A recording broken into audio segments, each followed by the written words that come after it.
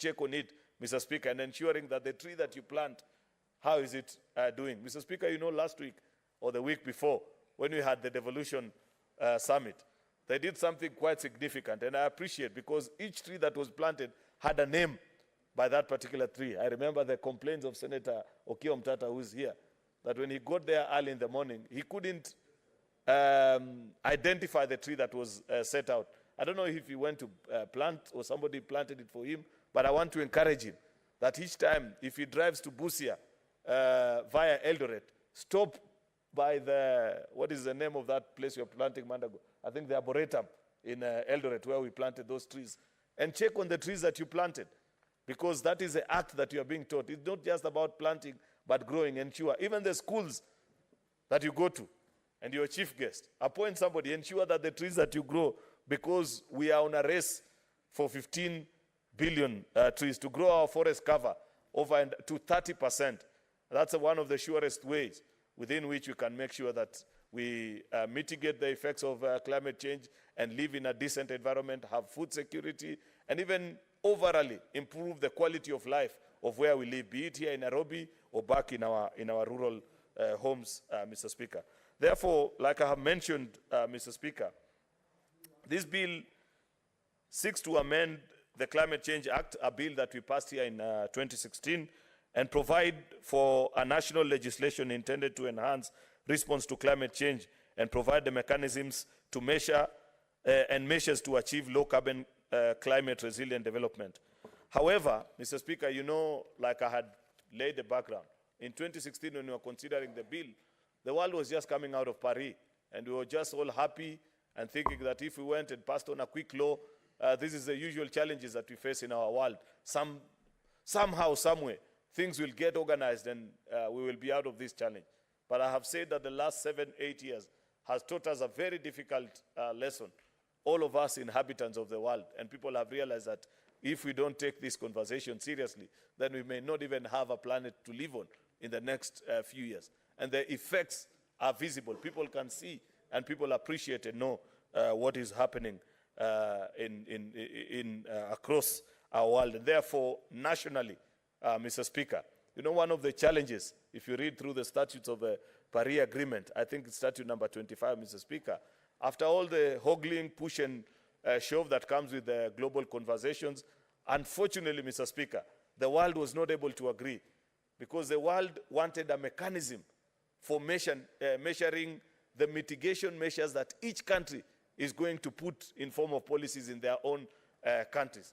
Unfortunately, Mr. Speaker, because you know in this climate conversation, people still imagine that there are ways in which you can limit the development of other nations, or there is a way in which if you set certain policies, Mr. Speaker, you know, Mr. Speaker, everybody appreciates and nobody doesn't know that the leading polluters, unfortunately, wield the greatest powers on this globe.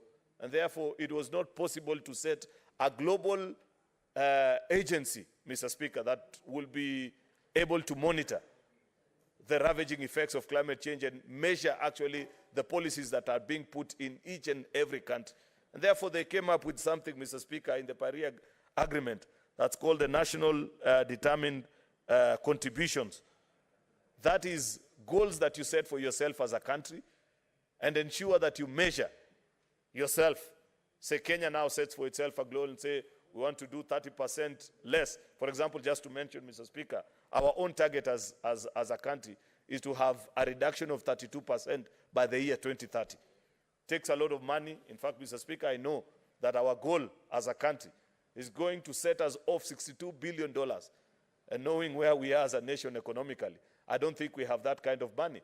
And perhaps, Mr. Speaker, not perhaps actually, rather, that is why we have this bill that is before us today, to try and find ways through which we can channel the contributions of the leading polluters to secure investment in our own country and have funds and resources come back to us as a nation so that we are able to meet our own quota of the national determined contributions, Mr. Speaker.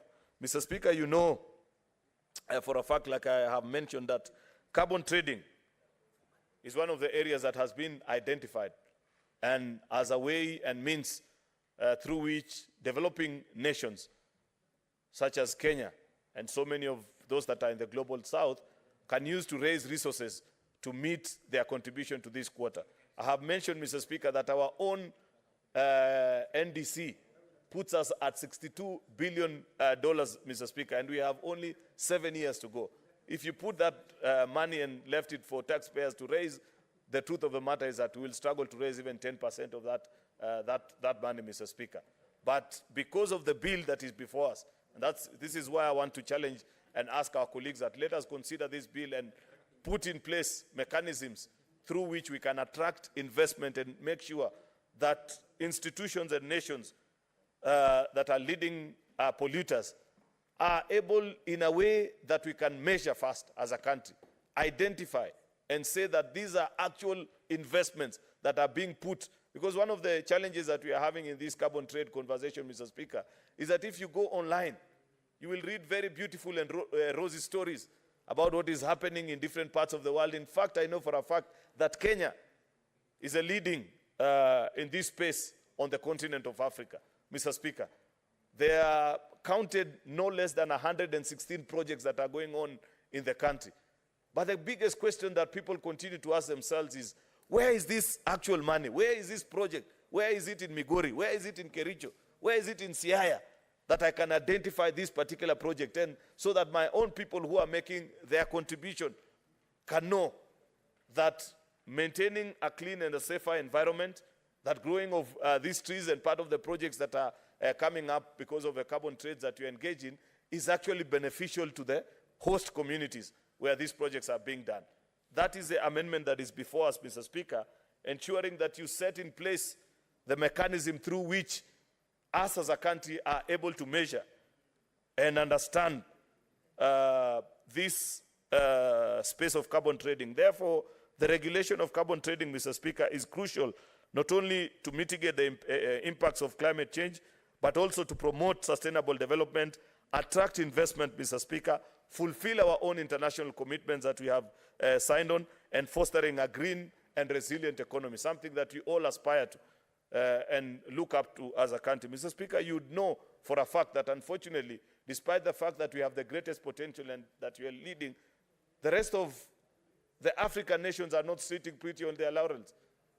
Next door here in Tanzania, in the last 1 year alone, they have unlocked investment worth over $20 billion of green energy projects, thanks to the regulation of this space that I'm talking about.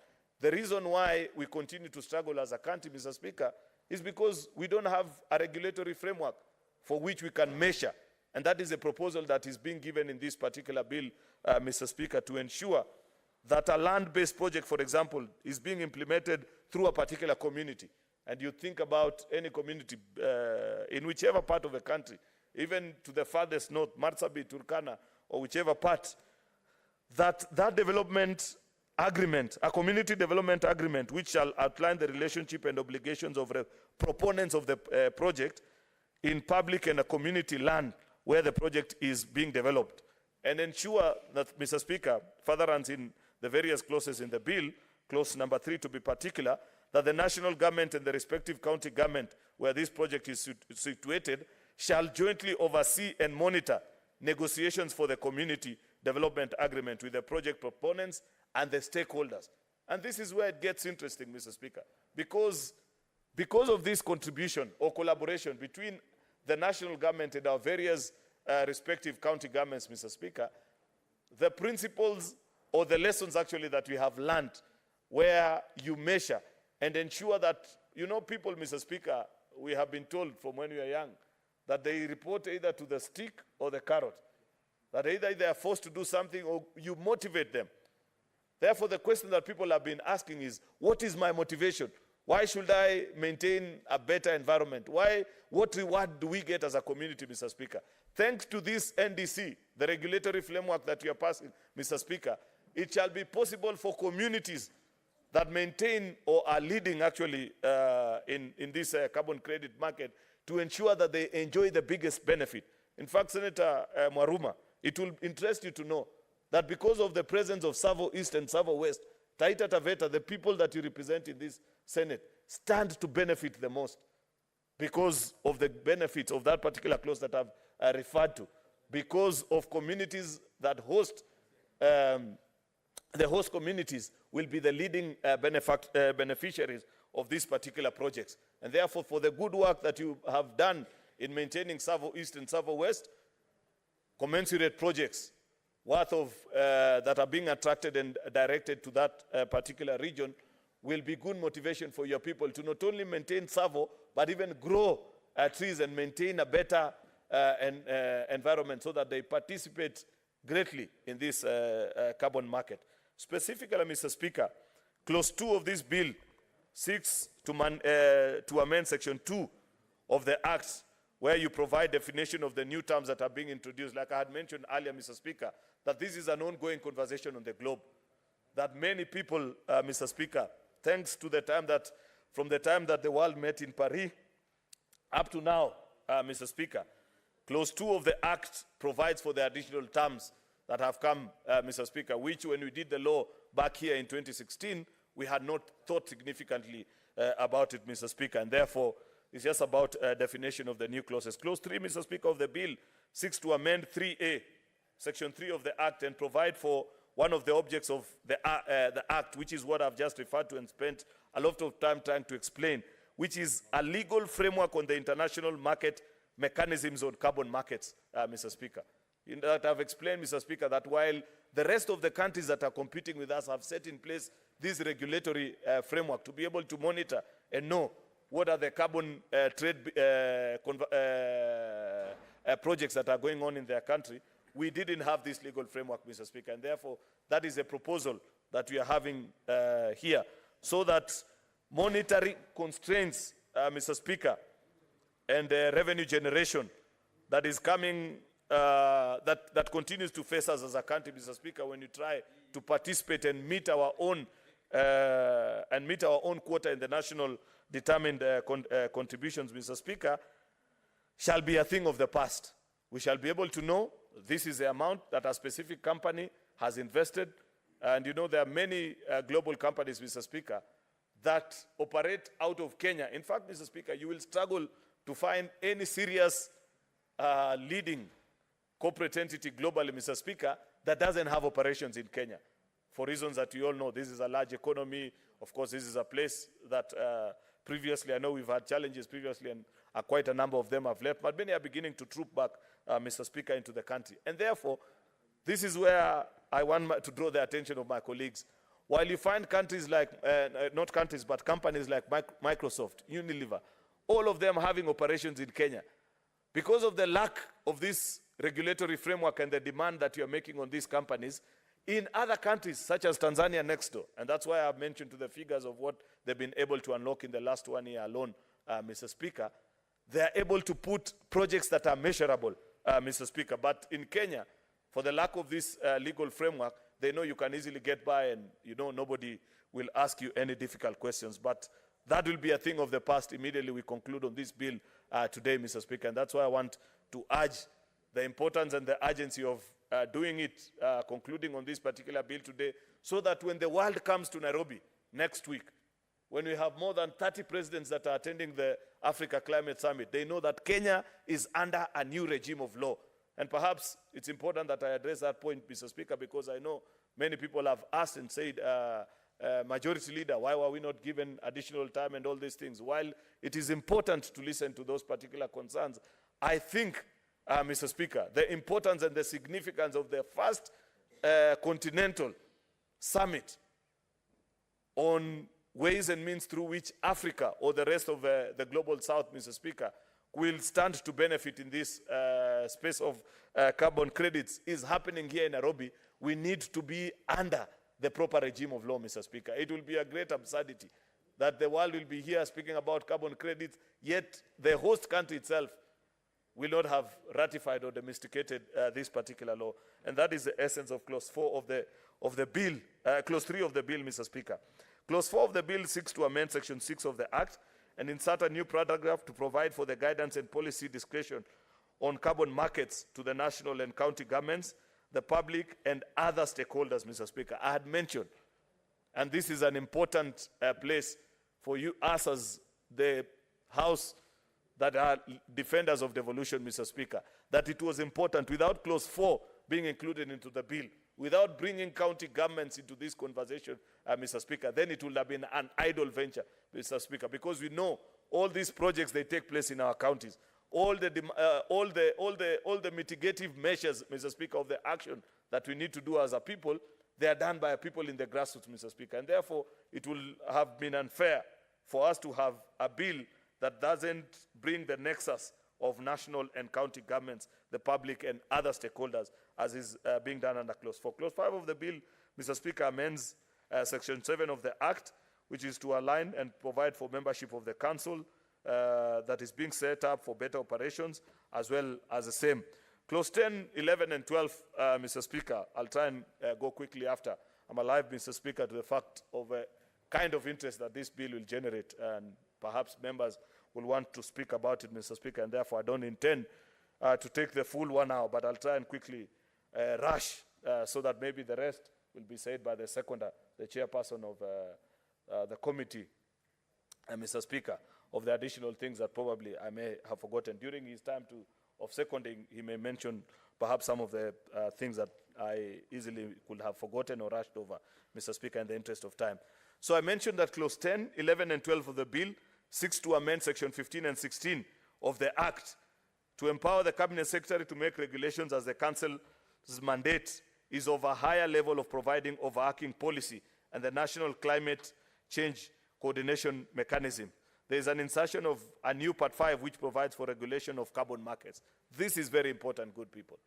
I have mentioned, Mr. Speaker, that in this conversation on the climate issues that face the world, there is a lot of hypocrisy.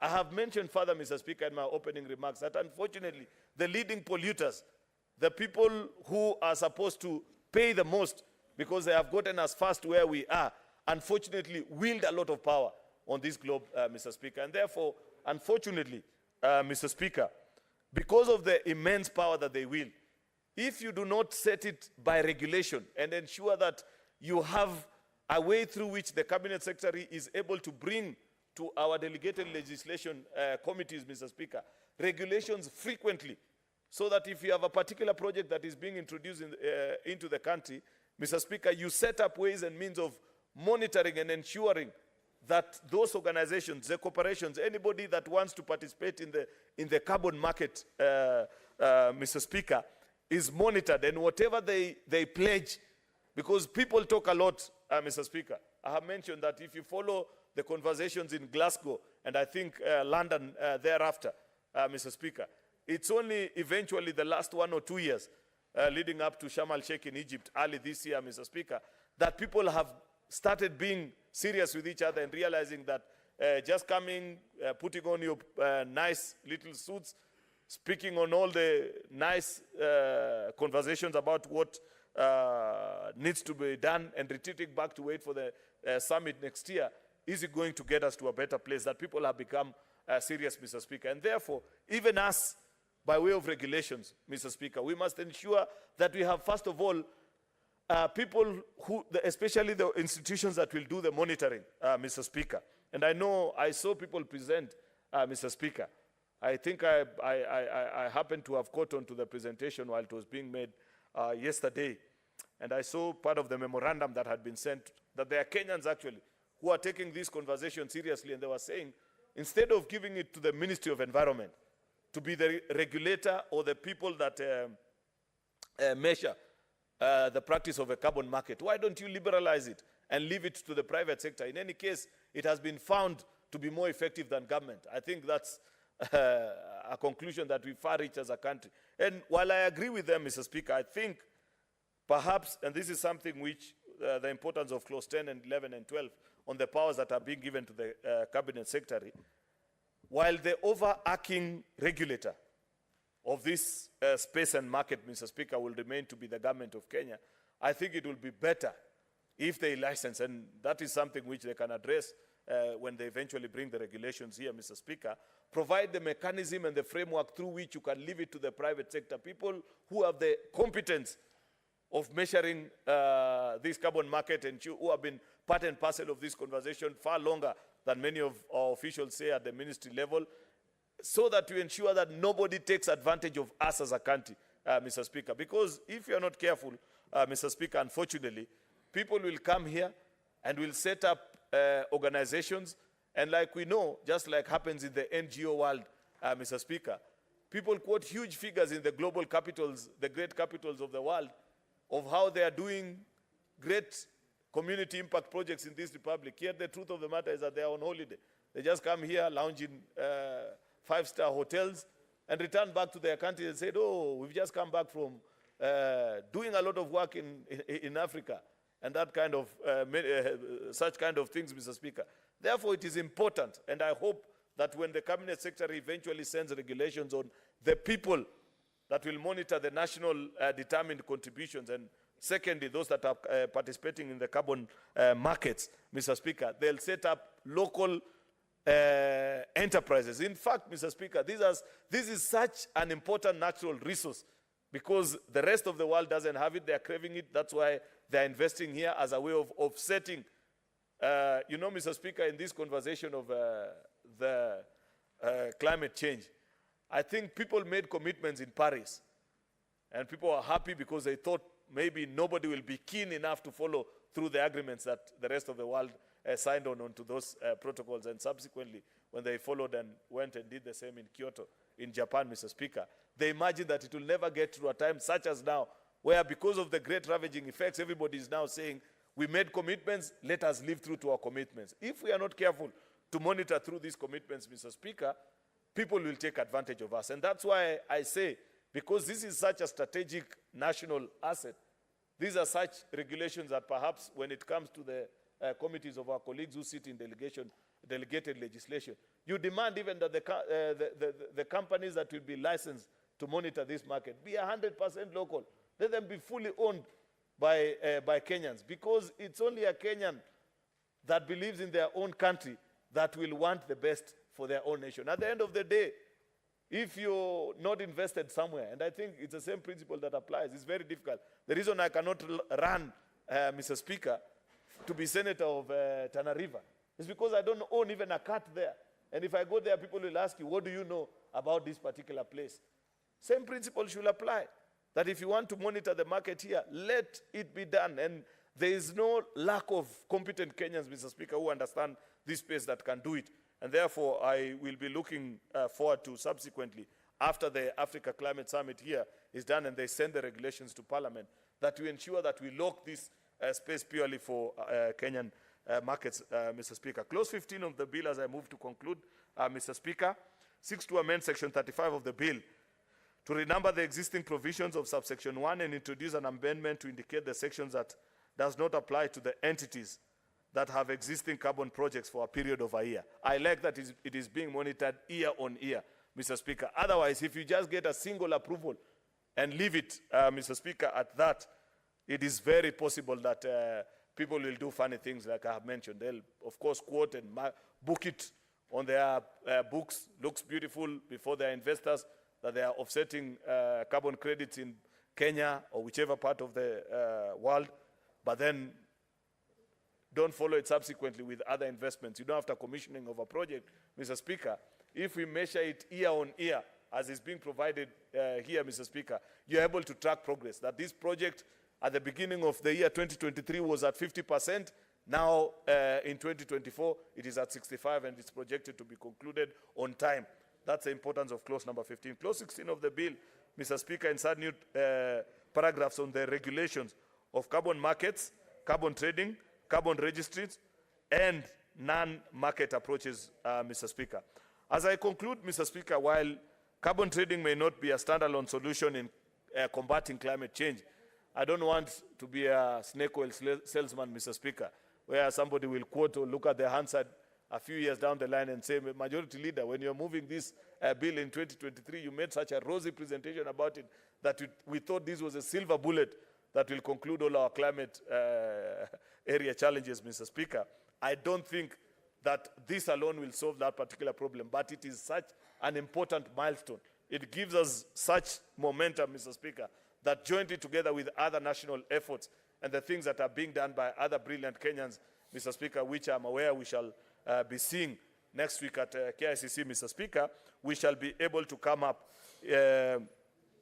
with better strategies, Mr. Speaker, on at reducing greenhouse gas emissions, which will impact climate change, Mr. Speaker. We are aware, Mr. Speaker, that many Kenyans actually have made huge sacrifices for many years. Mr. Speaker, I know for a fact, for example, and many times when we speak about issues of climate change, we celebrate the work of the late Nobel laureate, Professor Wangari Maathai, and her contribution to us as a country. But I know for a fact that besides her, there are many Kenyans, some even not local, and perhaps they challenge my earlier theory on making it 100% local. I know, and I want to celebrate somebody like, Mr. Speaker, Bob Munro of the Mathare Youth Sports Association, Mr. Speaker. A Canadian, came into the country in 1987, has lived with us, working with communities in Mathare and all over Eastlands in Nairobi, Mr. Speaker, using sports, but more importantly, challenging, writing papers, informing various governments, Mr. Speaker, on how to combat climate change. His work for the last 35 years can be felt across not only just here, Mr. Speaker. I know for a fact, despite, unfortunately, and we do not celebrate such good Kenyans, Mr. Speaker, for the work that he did.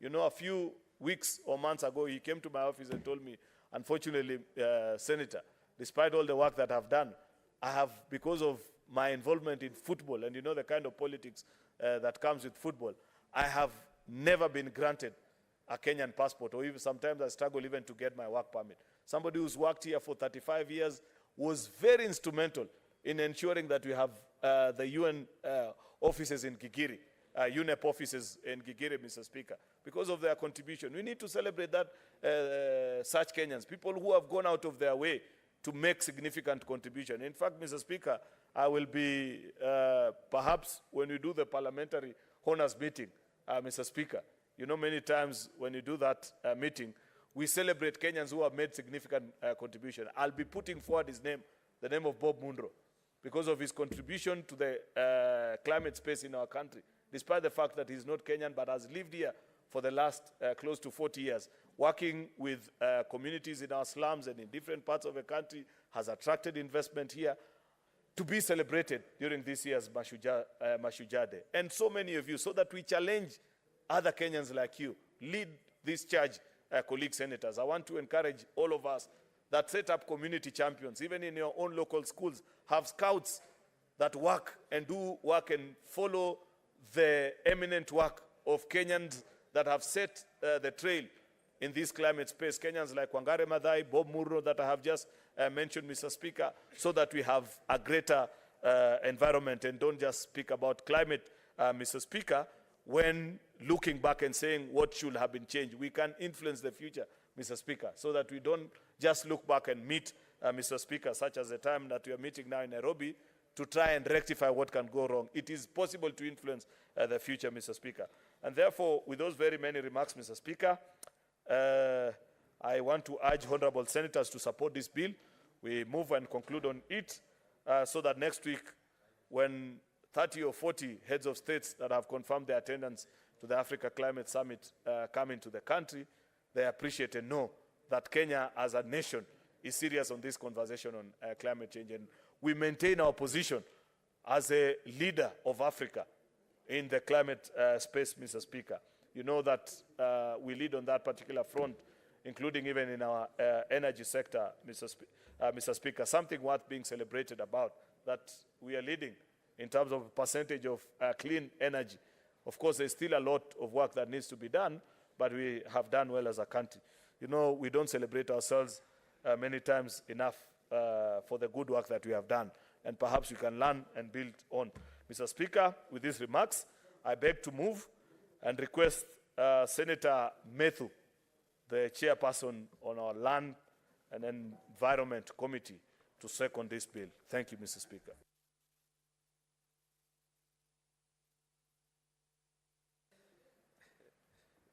Thank you very much, Mr. Speaker, for this opportunity to second this particular motion, Mr. Speaker. And from the onset, I would want to say that I'm quite surprised that I didn't know that Senator Cheriot, the leader of majority, has that in-depth knowledge on matters environment and climate change. I feel very challenged that he has understood the meat and crust of why we actually need to do this particular amendment. And as I second Mr. Speaker, I don't want to say, a lot of issues that I actually need to say have been said by my brother Senator Cheriot. But I want to answer a question that is being asked by most of my colleagues, and it has been a question to all the members of the Lands, Environment and Natural Resources Committee on why we actually need to change this law. Mr. Speaker, all of us keep mentioning and we base our argument, Article 42 of the Constitution, that every person has a right to clean and healthy, to a clean and healthy environment, Mr. Speaker. But then there is a process to it, Mr. Speaker.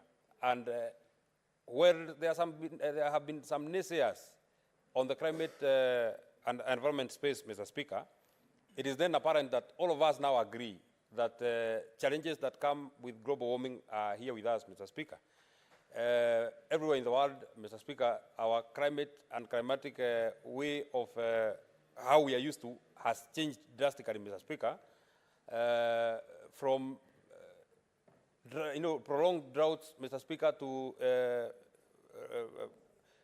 some places, Mr. Speaker, suffering from very serious droughts and famine, Mr. Speaker. And we, as the people of Kenya and the Kenyan government, Mr. Speaker, when we ratified the Paris Agreement, just as my brother Senator Aaron has mentioned, on December 26, 2016, Mr. Speaker, we set our target of carbon emissions to less than 2 degrees Celsius, or less than actually 1.5%, Mr. Speaker. But then, what Senator Cheriot has said, the challenge that we faced, and out of the 13 memoranda that we received as a committee, Mr. Speaker, they are speaking to this particular question: why do we need to do this bill? And the Minister for Environment, because this is a government-sponsored bill, when she appeared before us, that was a very pertinent question. Why do we need this bill? Why do we need to regulate the space about, around carbon trading, Mr. Speaker? There is something that is very clear in the minds of everybody here, that even as we speak about carbon trading, there are 116 organizations that are dealing with carbon credit, Mr. Speaker. And just as Aaron Cheriot has rightfully said, actually the statistics of our share as Kenya in the African market of the carbon credit is 20%. We got 20% of everything that was paid in Africa from this carbon market, Mr. Speaker. But none of the people who are here, or very few of the people who are here, Mr. Speaker, have the clarity of how this money was paid, who was paid, and how they were paid, Mr. Speaker. Just yesterday, Mr. Speaker, we were seated here, and the senator for Machakos was asking the cabinet secretary, now that carbon harvesting is happening in Chulu, I think some place called Chulu in Machakos, Mr. Speaker,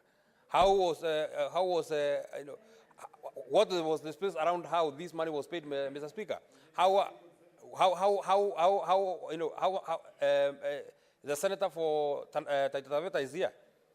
He was asking how 120 million was paid to a ranch, and they were just, told this is your share of the carbon credit. This is how we traded. This is the much we traded, but they did not know how much was paid. They were just given some blanket whatever. So, when we speak about clarity, Mr. Speaker, you will be surprised today that there is a company that is running in Siaya, and they are doing carbon credit on behalf of the people of Siaya, and not even the leadership of Siaya knows, or even the leadership of Nyandarua, or the members of Parliament who are in this Senate, Mr. Speaker.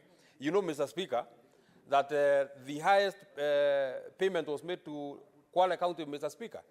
The senator for Kwale is a member of my committee, Mr. Speaker.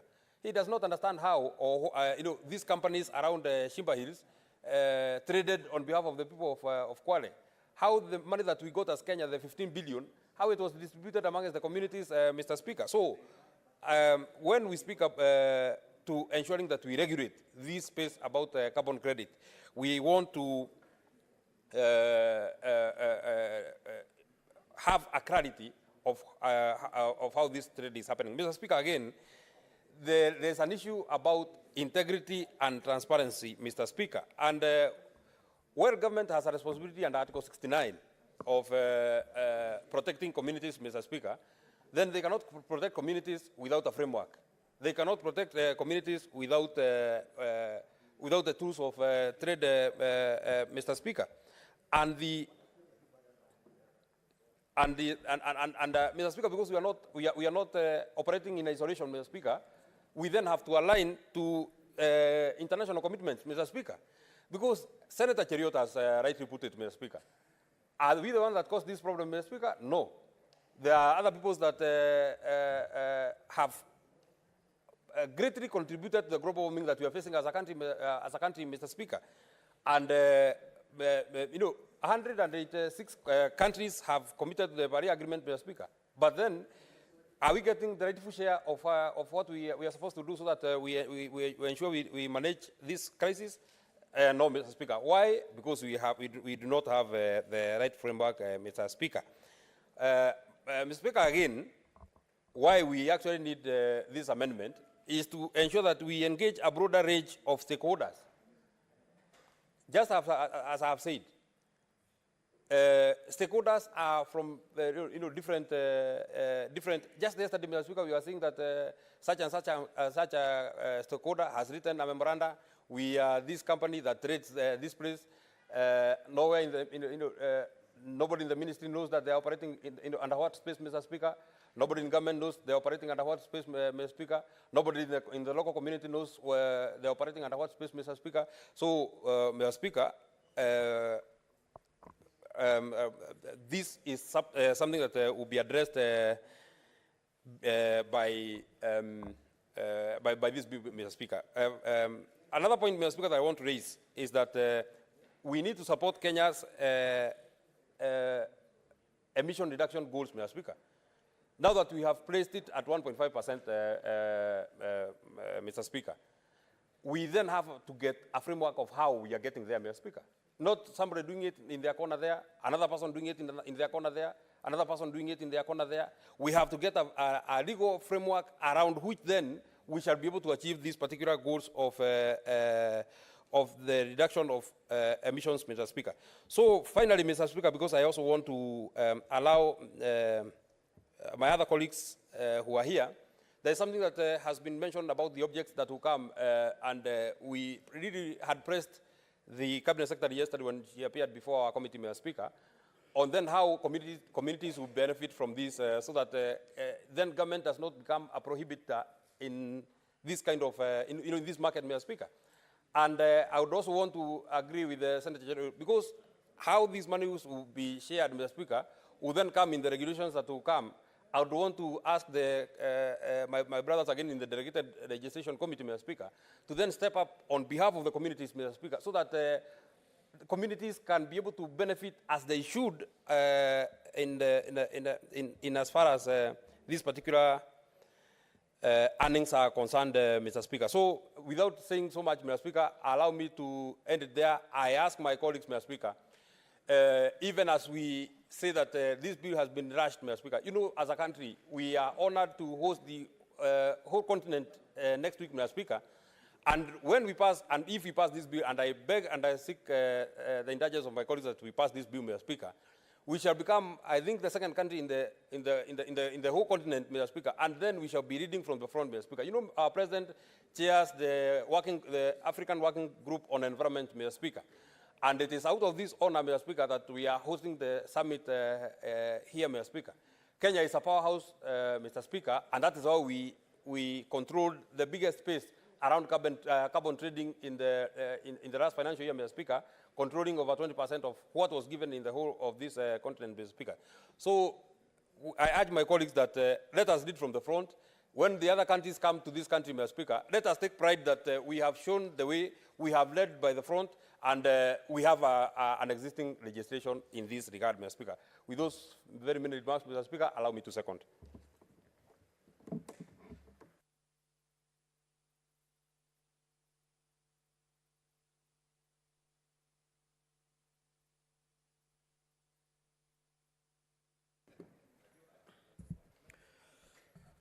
Honorable Senators, I now proceed to propose the question. Senator Methu, kindly. I proceed to propose the question that the Climate Change Amendment Bill, National Assembly Bills number 42 of 2023 be now read a second time. Senator Enoch.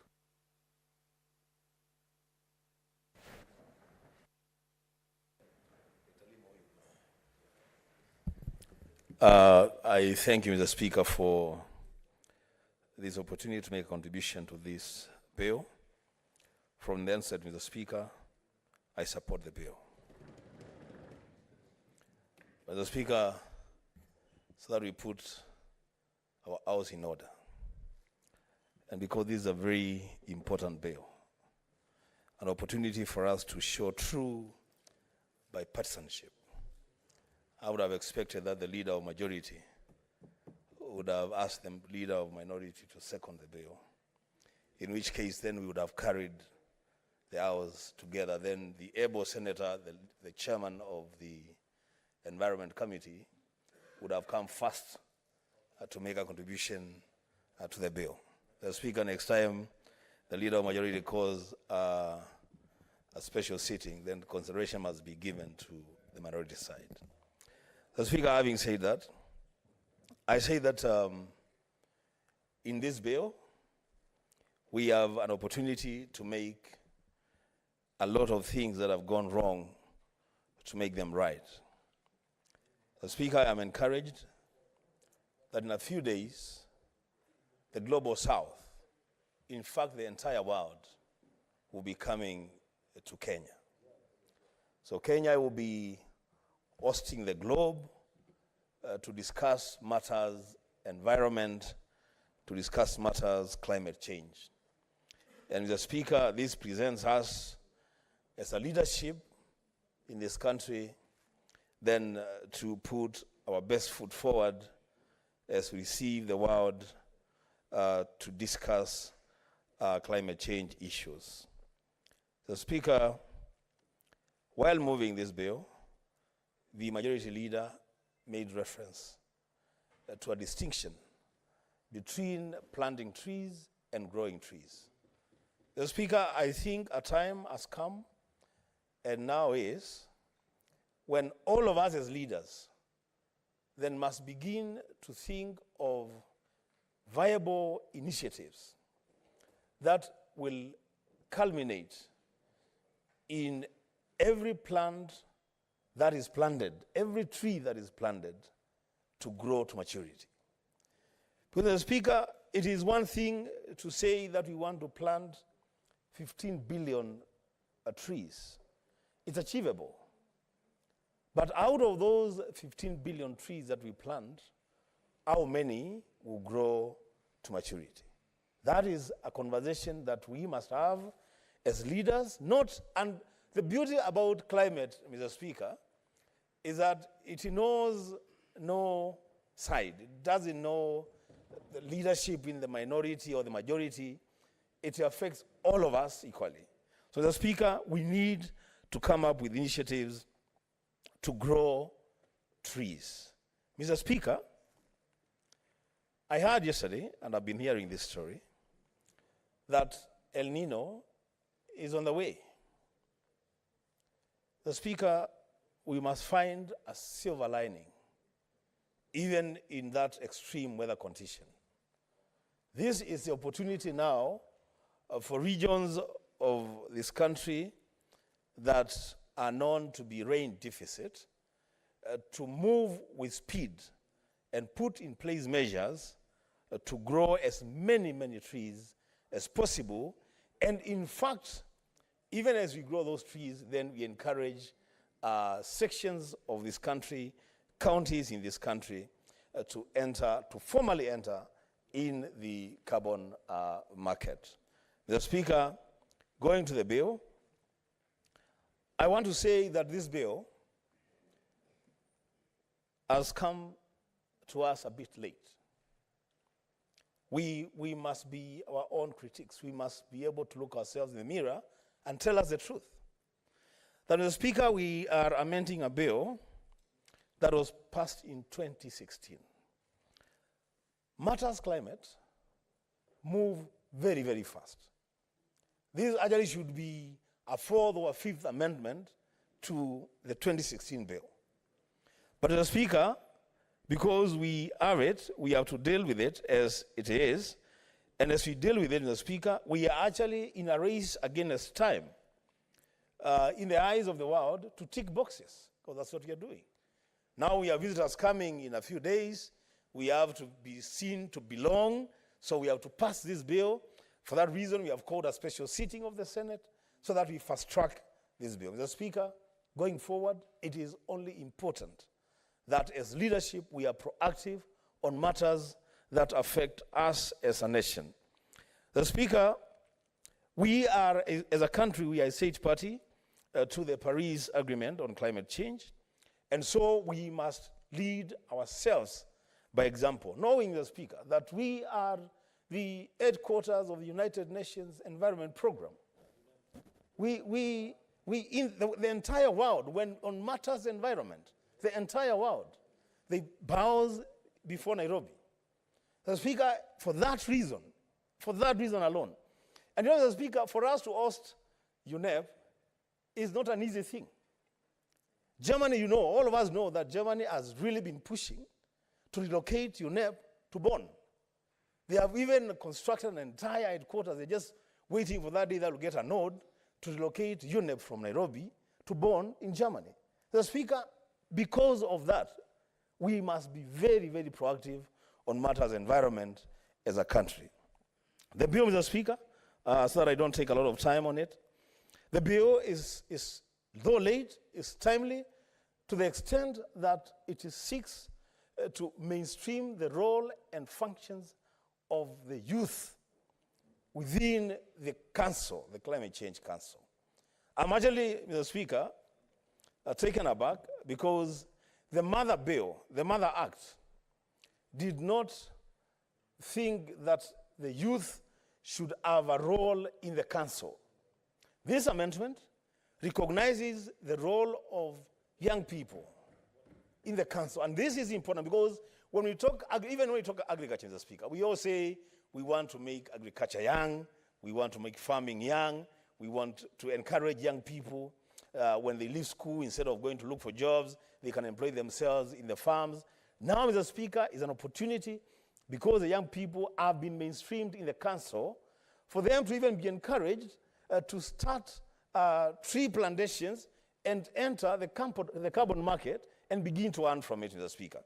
Lastly, Mr. Speaker, this bill, when it comes to regulations, I will be asking the Committee on Delegated Legislation to also be proactive in their engagement with the Cabinet Secretary responsible for environment, to ensure that, Mr. Speaker, these things, beyond the definitions that are given in this bill, it is important, especially for the county governments, to be taken through a capacity building initiative to understand how to deal with carbon credits, carbon market, and all those jargons around the carbon trading, Mr. Speaker. It is important that county governments will understand how they can establish county forests, and how those county forests could actually begin to become a major source of own source revenue. You know, Mr. Speaker, devolution, as we know it, is supposed to be progressive in a way that at some point, county governments should be generating a lot more revenue for themselves and their expenditure than the money that they receive from the exchequer. This is an opportunity, Mr. Speaker, for county governments to enter into the carbon market, to establish as many forests as we can, to begin trading in carbon from their own resources. Mr. Speaker, with those many, many remarks, I support the bill. Senator Mungatana.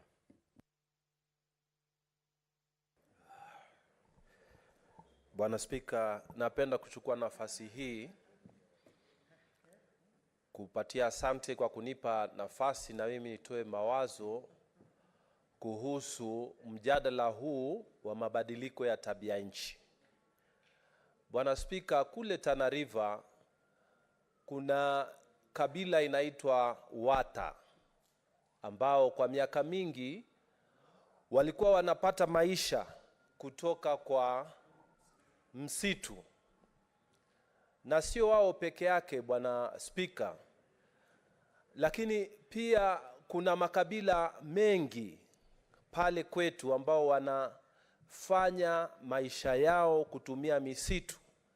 Wiki iliyopita Bwana Spika, nilikuwa sehemu ya Tana River inaitwa Chara, na huko Bwana Spika, watu wamejitolea kusimamia misitu, kuijenga misitu.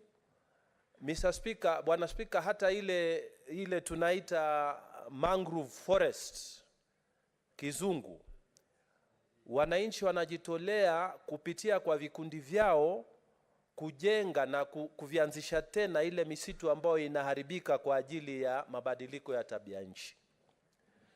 Shida ambayo iko Bwana Spika ni kwamba wananchi hawa hawapati chochote kutokana na hizi kazi wanazofanya. Kitu ambacho kinafanyika mpaka leo Bwana Spika ni kwamba kuko na promises ama ahadi ambazo zinatokea kutoka kwa Wizara ya Mazingira, lakini hakuna kitu ambacho wananchi wanapata.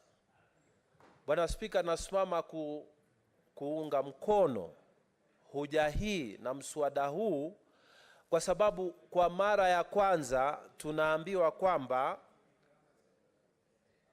wananchi ambao wanahusika na kusimamia mazingira yao watapata kitu, na kwamba serikali sasa kupitia kwa mswada huu kutatokea register ya wale ambao wanasimamia ama wanafanya contribution kwa kutunza mazingira, kwamba wao watapata kitu. Bwana Spika, hii ndio pengine hatua kubwa kabisa imefanywa kwa kujenga mazingira yetu, kwa sababu hadi sasa imekuwa tu ni kama mwito. Watu wanatoa mwito tukinge mazingira, mwito tusimamie mazingira yetu yawe masafi, tufanye hivi tufanye vile ili tuishi na hali nzuri ya kimazingira. Lakini watu hawaambiwi katika kazi ya mazingira kuna pesa, kwamba ukitunza hiyo miti unaweza kupata pesa. Sasa akili ya mwananchi ikibadilika namna hii, watu wakijua kwamba kusimamia misitu yetu, kupanda miti kuna faida ya kipesa, na kwamba kuna register ambayo itawekwa, basi Bwana Spika, sheria hii itajenga hatua kubwa sana kusimamia mazingira yetu. Bwana Spika, wakati wa mwisho tulikuwa Midrand, Afrika Kusini, na wakati huo ambao Rais Ruto alikuja kuongea na sisi Afrika Kusini, wajumbe wa Afrika nzima walishangilia sana ilipofika mazungumzo ya mabadiliko ya tabia nchi, kwa sababu sote tunajua nchi ambazo zimeendelea ndizo ambazo zimechafua mazingira, na kwamba nchi ambazo hazijaendelea sana hazina shida ya kuchafua mazingira, na kwamba kulikuwa makubaliano katika mji wa Paris kwamba nchi ambazo zimeendelea zitalipa ridhaa kwa wale ambao, kwa sababu wao ndio waliharibu mazingira, lakini hawalipi kama ilivyozungumzwa hapa na maseneta wenzangu. Hawajalipa na hawatolipa. Sasa kila mtu, wakati tulipokuwa tunafanya ile debate, kila mtu kutoka Afrika, wabunge, kila mtu anasema lazima tuhakikishe wazungu wamelipa, lazima tuhakikishe watu wa China wamelipa, lazima tuhakikishe, lazima Afrika tuungane tuhakikishe, lazima walipe. Lakini wakati rais aliposimama akasema sisi tuko na rasilimali, badala ya kuomba watu watufanyie, sisi tuweke rasilimali yetu, ya kwamba wao walipe nchi za Afrika ili ile carbon ambao wanatoa kule wailipie, sisi tuweke rasilimali zetu na wao walipe. Kwa hivyo ilikuwa hali ya mpya, akili mpya ambayo inasema kwamba sisi hatutaenda kuomba watu walipe kwa sababu ya uchafuzi wa hali ya hewa. Sisi tutajenga misitu yetu, lakini tulipwe kwa sababu ya kujenga hiyo misitu. Na watu walishangilia kwa sababu waliona ni akili mbadala ambayo imeletwa. Na tunafurahi sana kwamba sasa mashirika nchi za Kiafrika, nchi za Ulaya, tunakuja hapa Kenya kuja kuzungumzia hili jambo, ya kwamba sisi kama Waafrika sasa hatutakaa kuomba. Sisi tuko na rasilimali, wale ambao wanachafua walipie zile efforts ambazo tunaweka kusafisha hii rasilimali, kusafisha hii anga ambao wale washaharibu. Kwa hivyo Bwana Spika, mimi ninafurahi sana kuona mswada huu uko hapa mbele yetu, na kwamba wananchi waelewe ya kwamba Senate imekuja kukaa hasusan kwa sababu ya kuhakikisha ya kwamba hii sheria ipitishwe, watu waanze kufaidi, hata kama ni kwa kidogo, watu waanze kufaidi. Tumesikia hapa kuna mashirika ya kutoka nje, Ulaya na wapi, wanakuja kwa kaunti zetu, wanasema wamefanya mambo ya project za mabadiliko ya tabia nchi, wamepata mabilioni ya pesa, mabilioni yamelipwa, lakini wananchi hawajui ni namna gani. Sheria hii ambayo imekuja, ambayo Seneti inapitisha leo, itasema ya kwamba kama kuna projects zozote zinafanywa Tana River, zinafanywa kaunti zingine, watu watajua, kuna register maalum ambayo itawekwa, na watu watapata kujua ni project gani na ni pesa ngapi zinaingia kwa community, na watu wanalipwa pesa ngapi kwa zile efforts ambazo wanafanya kutunza misitu na kupanda miti. Bwana Spika, nimesimama kuomba sote ambao tutazungumzia swala hii, tupitishe mswada huu, tupitishe sheria hii, ili wananchi wa kawaida nao waanze kuona faida ya kupanda miti na kuchunga misitu yetu. Kwa hayo mengi, Bwana Spika, ninaomba kuunga mkono mswada huu. Asante. Now, honorable senators, looking at my screen here, there is a lot of interest from everybody. All senators would wish at least to make some kind of contribution to this motion. Now, under standing orders, each senator has a maximum of 20 minutes to make their contribution. If we move that way, then we are going to listen to very few of you, and most of you are going to be locked out of this debate. Now, under Standing Order 111, a motion for limitation of time ought to have been moved maybe before Senator Wambua took to the floor. That wasn't done. And therefore, under the standing orders, we are tied to the fact that each senator will have to make their contributions for a maximum of 20 minutes. However, through a consensus, we may agree, looking at the kind of interest this motion has generated, we may, through a consensus, agree time within which each senator could make their contribution. We can only do it through a consensus, because a motion on limitation or debate cannot be moved at this juncture. So, honorable senators, do we then proceed with the 20 minutes per senator, or do we strike a consensus?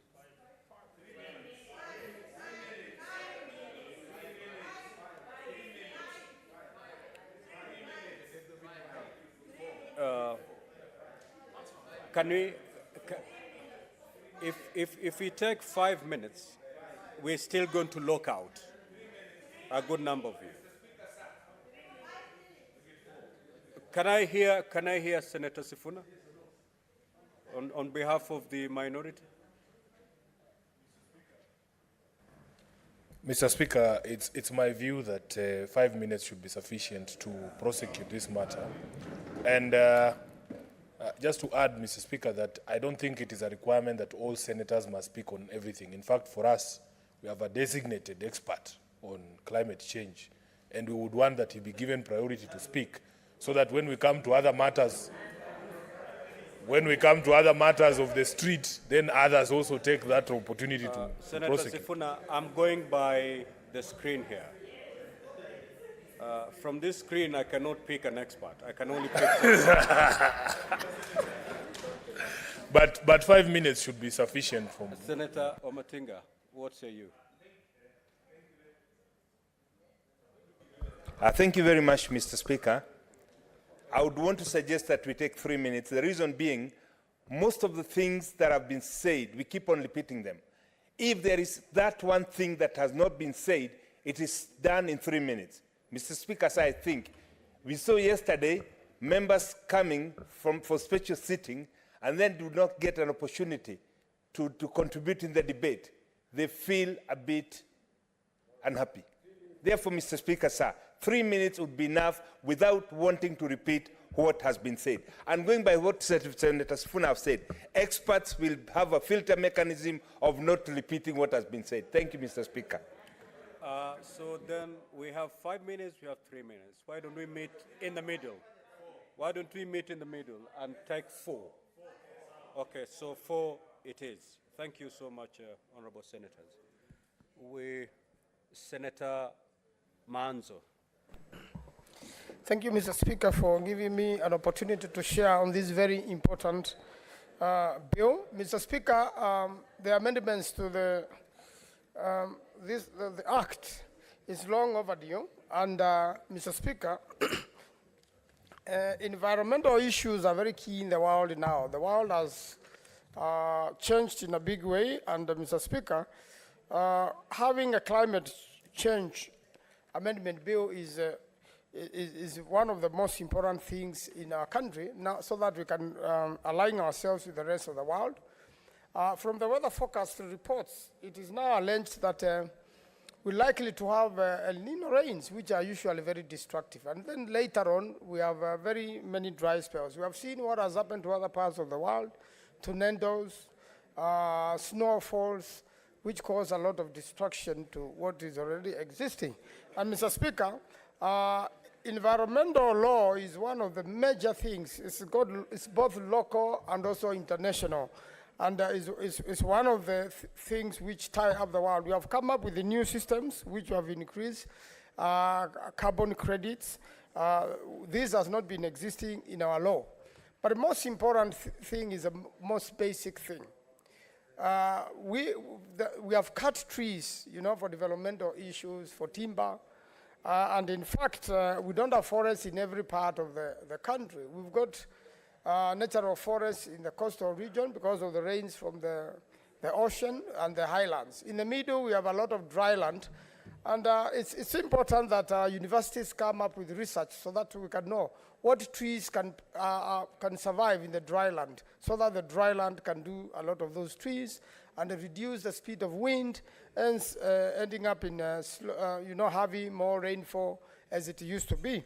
What else can be done other than trees? There is a planting of a grass, which also covers the surface and slows the movement of water, and again slows erosion.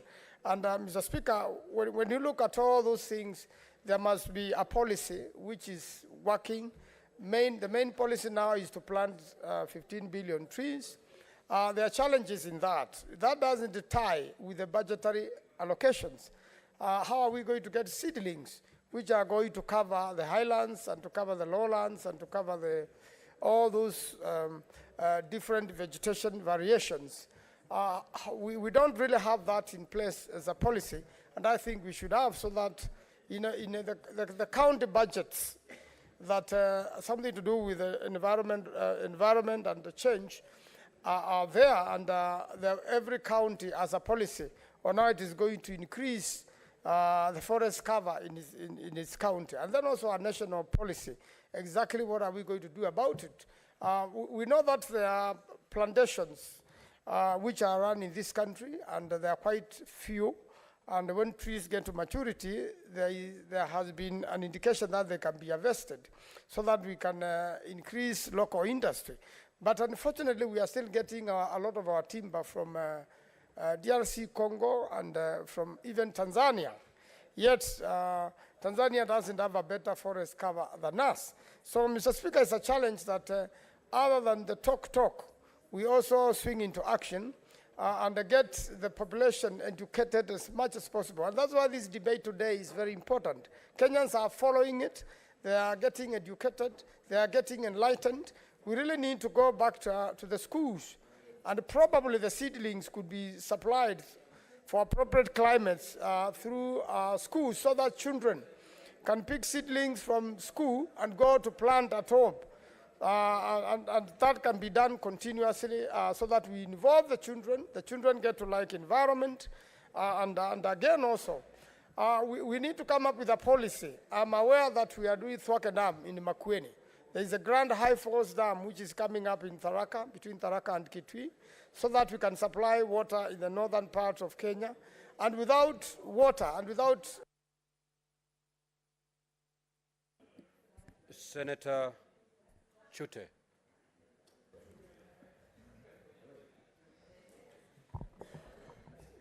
Thank you very much, Honorable Speaker. Today, I'm very, very happy to see this amendment bill before this Senate today. Mr. Speaker, I have already proposed a bill which is supposed to come before this House on carbon credit. As you are aware, Mr. Speaker, in Marsabit County, we have wind power project from Lake Turkana Wind Power, which is in Marsabit, in Loyangalani, Laisamis constituency. Mr. Speaker, the carbon credit is also called carbon offset. It's a measurable and result-based way of companies to support activities which are governed in other countries by respected regulations. Today, I am happy, Mr. Speaker, we have regulations being put in place to govern carbon credit. Mr. Speaker, carbon credit is worth today $80 US, which is equivalent to 1,000 kilograms of emissions of carbon dioxide. Mr. Speaker, carbon credit is a difference between carbon emission and allowed actual emitted carbon. Mr. Speaker, there are two types of carbon credit. One is those people who emit or pollute our environment. These are a way of being punished by given hefty fees or hefty penalties to pay. The second one is those who are reducing carbon credit or reducing emission. These are called carbon credit. Mr. Speaker, in Marsabit County, we have Northern Rangeland Trust, NRT, who are discounting the carbon credit. Mr. Speaker, I brought a statement before this House earlier, about, I think, 3 months ago, regarding regulation on carbon credit, which are being performed by NRT, Northern Rangeland Trust. Mr. Speaker, my questions were, one, how much money are you getting from discounting our emissions or credit? The question number 2, Mr. Speaker, was who is paying for this credit? Number 3, who is the brokerage firm? Which is the brokerage firm which is discounting this credit? But we didn't get all the answers. And I'm happy today, Mr. Speaker, this bill is before us today. Clause 4 and clause 6, 2A and B are very clear that there will be regulation in place. And in this, we are going to get what is rightfully ours. I'm happy again today because it talks about local community. In Marsabit, Lake Turkana wind power is generating this wind or electricity from a place called Sarima. This is a small place which the people of Turkana origin lives. And with this regulation, that means even these people are going to get what is rightfully theirs. Finally, Mr. Speaker, the ward administrators also will be gaining something out of this. They will be in charge of a certain section. Constituency also will be going to be being in charge in the counties also in the country. Mr. Speaker, finally, let me say this. I'm supporting this bill because it affects our people also. It affects the people of Marsabit in many ways because the regulation was not in place. But Senator Mazzaya. Asante Bwana Spika. Bwana Spika, cha kwanza mimi nataka kusema ya kwamba naunga mkono mswada huu wa mabadiliko ya hali ya hewa au kwa Kiswahili sanifu ni mswada wa mabadiliko ya tabia nchi. Kwa mara ya kwanza nimejipata mimi nikiona tabia nchi ni climate change katika kamusi, lakini hali ya hewa pia ni mojawapo. Bwana Spika, cha muhimu ni kuona kwamba tumezingatia swali hili katika nchi yetu, na tukisema hivyo ni kwamba hii tabia nchi inaweza kuangaliwa vizuri ikiwa sisi sote tutajumuika kama wa Kenya na kuona ya kwamba tumepanda miti ambayo itaweza kulinda mazingira. Bwana Spika, mimi natoka sehemu za Kilifi, na mara nyingi ukienda pande za ufuoni mwa bahari utapata sio kukata miti peke yake katika ardhi, lakini hata ndani ya bahari mikoko pia tumeikata, na baadaye tunaona ya kwamba tunaathirika katika ule ufugaji wa samaki kama kamba ama ufugaji wa samaki wadogo wadogo. Kwa hiyo tunasema ya kwamba ni jambo la muhimu tukizingatia sana hii tabia nchi. Bwana Spika, vile vile nataka kusema ya kwamba Kenya hivi sasa iko katika macho ya ulimwengu.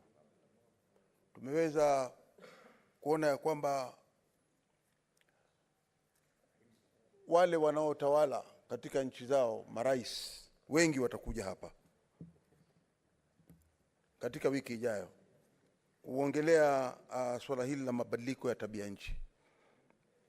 Bwana Spika, sisi tukiwemo kama wale ambao tulikwenda kama nchi tukiwakilishwa katika ule mkutano wa kongamano kubwa lililofanyika kule Paris, tulijiunga na ulimwengu tukubaliana ya kwamba sisi pia tutakuwa taifa moja ambalo litazingatia mambo ya kuangalia hii tabia nchi. Kwa hiyo Bwana Spika, tukiwa katika mazungumzo hayo wiki ijayo, ni muhimu kuonyesha ya kwamba Kenya iko katika kipaumbele. La umuhimu katika hii mabadiliko ya tabia nchi ni kwamba sisi pia vile vile lazima tuone ya kwamba baada ya kupanda hii miti tutailinda vile vile. Huwezi kupanda miti peke yake bila kuilinda. Tuko na makabila mengi. Tuko na makabila mengi kama aliyotaja ndugu yangu. Kule tunatoka kuna kabila la Warta.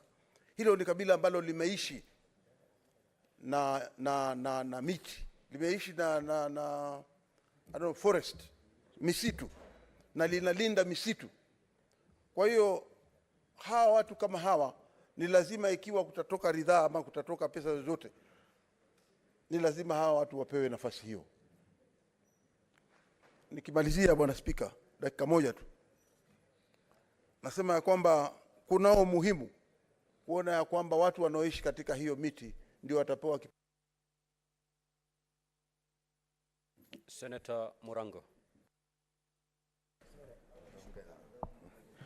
Asante sana Mstahiki Spika kwa kunipa hii nafasi. Kwanza naunga mkono huu mswada na ningetaka kuchangia kwa njia ifuatayo, kwamba kwa muda mrefu sasa wakazi na wazawa wengi ambao wanaishi katika karibu na misitu hawaja kuwa kifaidika na hizo carbon credits, kwa sababu kuna wale ambao wanachukulia kama hao ndo wanafaa, na zile jamii, hata kama jamii nyingi zimekuwa zikiwa na adhari, zikipatwa na adhari tofauti kutoka na wanyamapori na mambo kama hayo, kwa muda mrefu hawanja faidika na misitu. Kwa hivyo huu mswada utaleta natija katika wakazi na wazao ambao wanakaa karibu na misitu.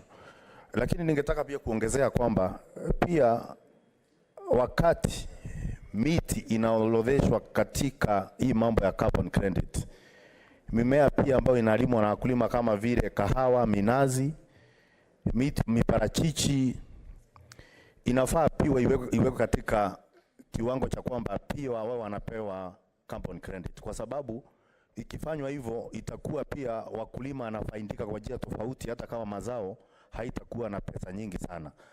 Pia Mstahiki Spika, hata kama tunaangalia mambo ya miti, kuna miti, baadhi ya miti ambao tunafaa tuiorodheshe kwamba itolewe pia katika kupandwa, kwa sababu ina athari kubwa.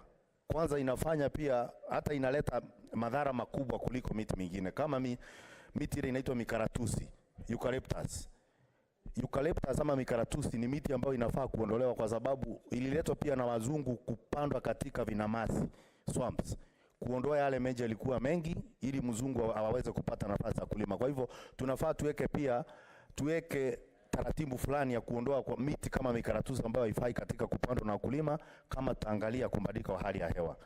Pia katika hii misitu mahali tunapanda miti, hifadhi na misitu, pia wakulima na Kenya wapewe nafasi kufanya ufugaji kama ufugaji wa nyuki, kwa sababu nyuki ni mzuri sana katika usalama, kuangalia usalama wa chakula, kwa sababu wanahusika na pollination.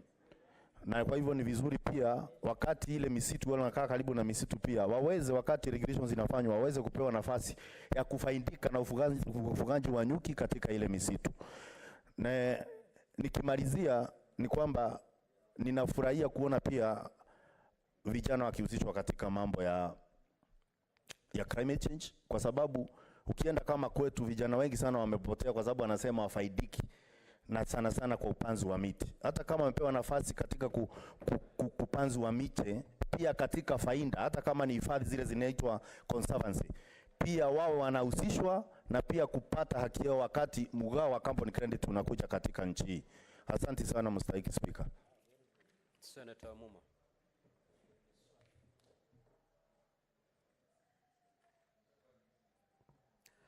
Thank you very much, your Right Honorable Speaker, for giving me an opportunity to contribute to this debate.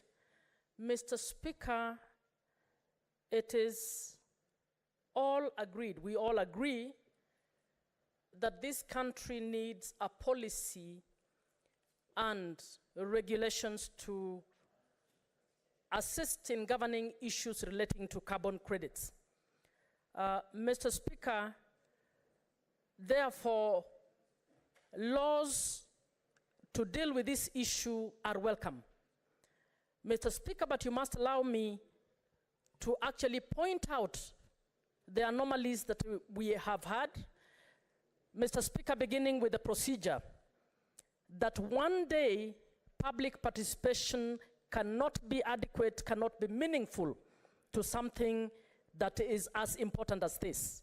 I know we are trying to ensure that we look good to the international community next week, and it is good for us to look good, but Mr. Speaker, we have actually flouted the rule when it comes to meaningful public participation.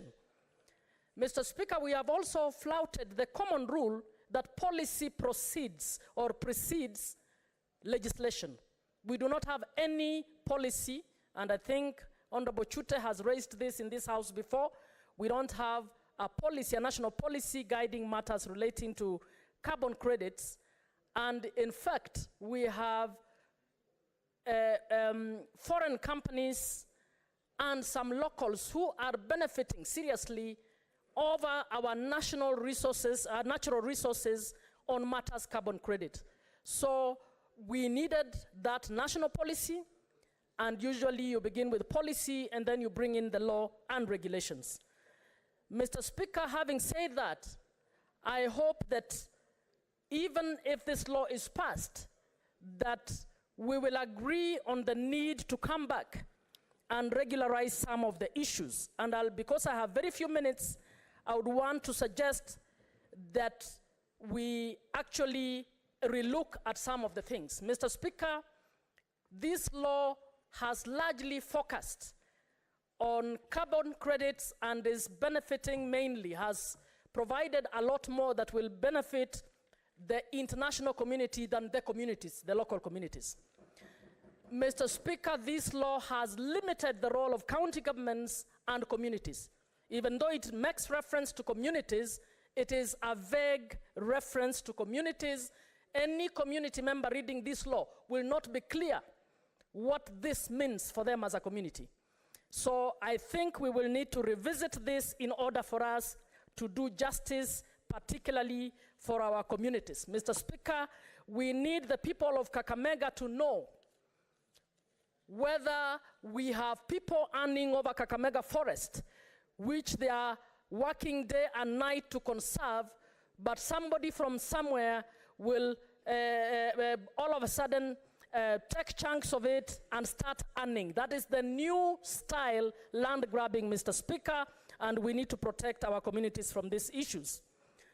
Mr. Speaker, clause 23A makes reference to section 6FA that does not exist in this bill. So I do not know what that is. The technical people need to look at it and see how to address that issue. Senator Oroba.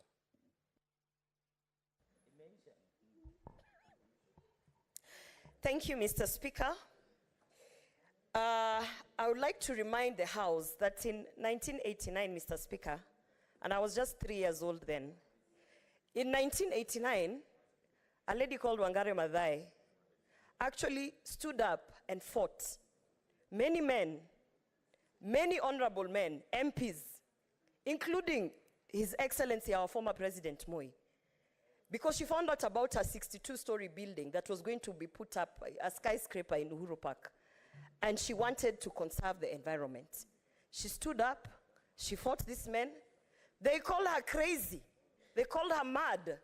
They called her an African, Mr. Speaker, because she was opposing men. But she knew something. She was fighting for the conservation of trees and our environment.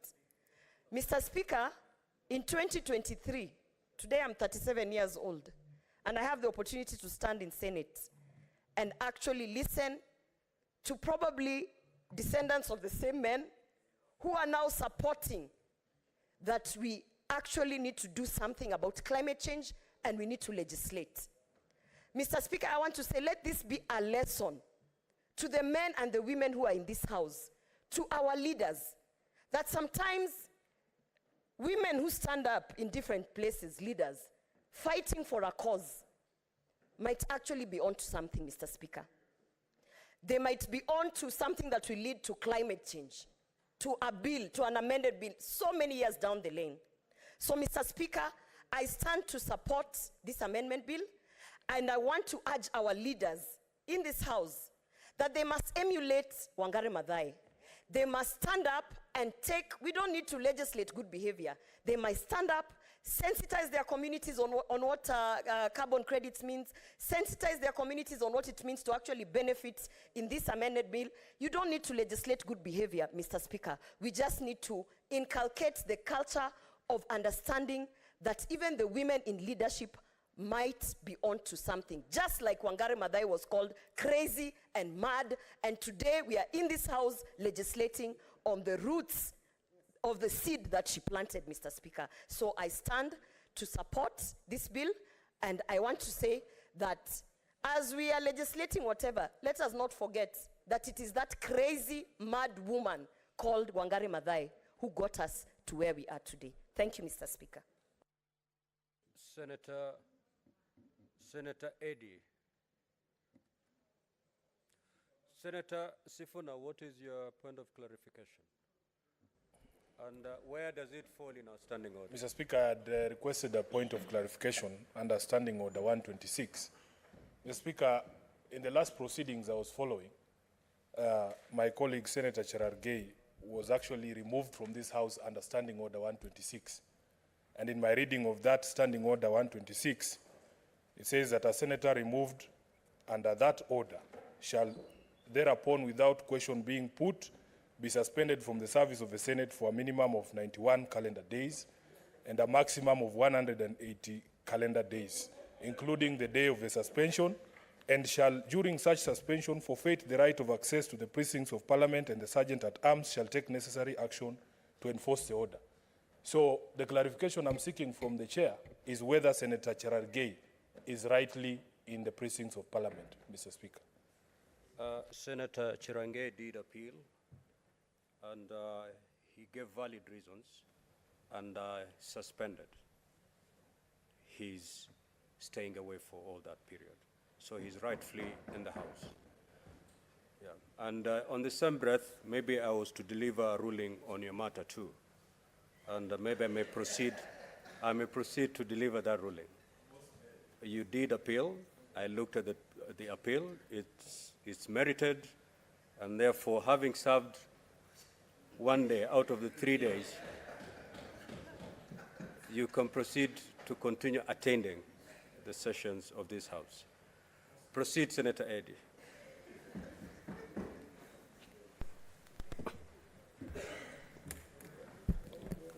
Mr. Speaker, I thank you, and I just want to be sure that I'm timing myself here, because it's a very important matter.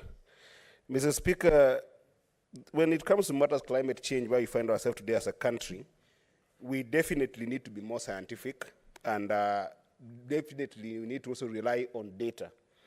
Because when we review this particular bill, we must be able to look at the journey that we have traveled as a country to be part of this particular bill.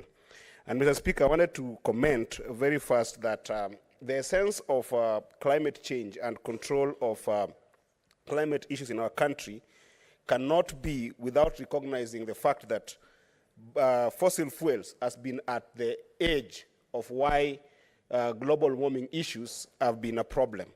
In 1896, Mr. Speaker, a scientist called Svante put a very compelling argument that burning fossil fuels was the major cause of climate change in global south and global north, Mr. Speaker. Nobody paid attention to him until in the 1930s, when other scientists joined this particular scientist, Mr. Speaker, to argue the case for northern US as well as the northern Pacific for what was becoming a major problem.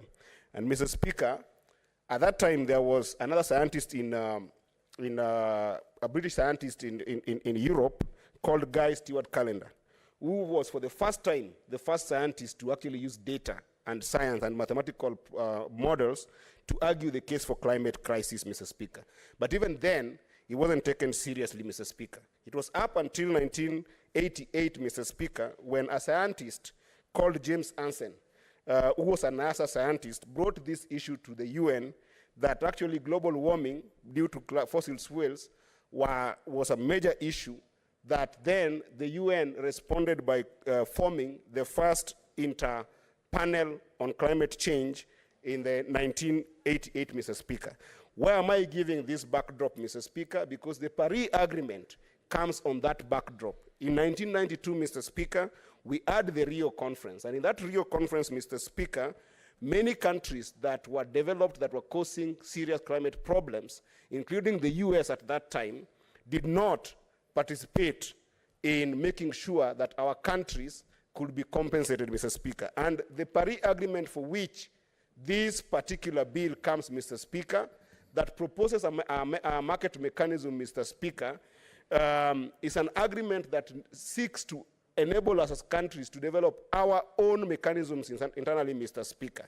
And Mr. Speaker, while I do support this particular bill, Mr. Speaker, I want to encourage the drafters of this bill to actually be able to think critically about the carbon markets, Mr. Speaker, to the extent that we can actually make it more practical to local communities. For instance, Mr. Speaker, if you look at section 23C, we are giving the Cabinet Secretary a full control of a carbon market which does not allow even the Cabinet Secretary to interact with Parliament to be able to ensure that we can be able to have reporting mechanisms to Parliament in accordance to Article 94, Mr. Speaker.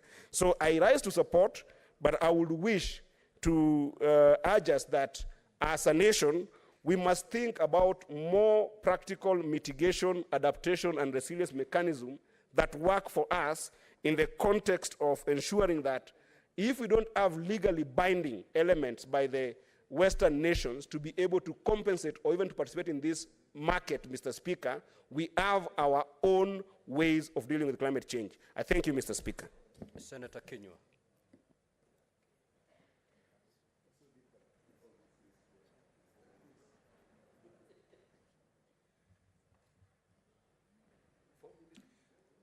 Asante Bwana Spika kwa kunipa fursa hii kuunga mkono mswada huu wa mabadiliko wa tabia nchi ama hali ya hewa. Bwana Spika, ni vizuri sana kulinda mazingira, Bwana Spika. Na upanzi wa miti ni wa busara sana katika nchi.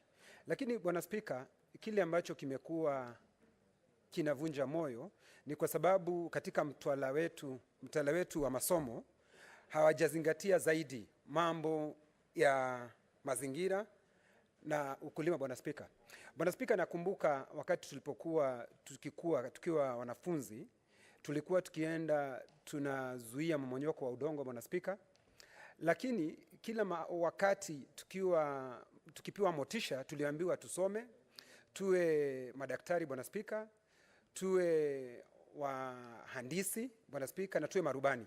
Bwana Spika, mkulima na watu ambao wanajihusisha na mambo ya upanzi wa miti na utunzaji wa mazingira haikuchukuliwa kwa muhimu, Bwana Spika. Na ndiposa, Bwana Spika, wakati huu nchi ambazo